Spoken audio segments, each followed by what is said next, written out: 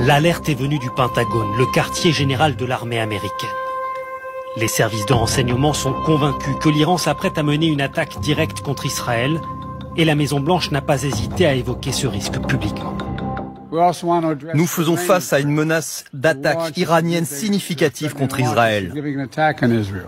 En révélant la possibilité d'une attaque, le président américain espère dissuader les Iraniens de passer à l'action.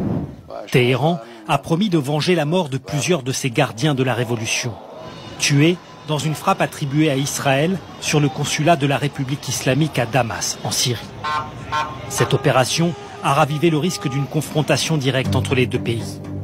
Depuis le 7 octobre, l'Iran a parfois frappé via ses alliés dans la région, comme le Hezbollah au Liban et en Syrie, les milices chiites en Irak ou les rebelles houthis au Yémen. En début de semaine, un drone, probablement venu d'Irak, a semé la panique sur les plages d'Eilat, avant d'être abattu par un navire de guerre israélien. Mais l'Iran pourrait cette fois choisir d'utiliser ses missiles de longue portée.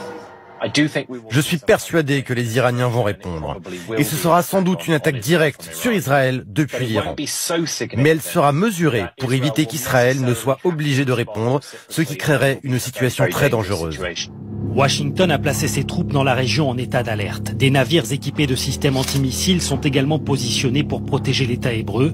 Et le Premier ministre israélien se dit prêt à faire face. Nous avons un principe. Quiconque nous frappe, nous le frappons en retour. Nous nous tenons prêts, que ce soit pour nous défendre ou pour attaquer.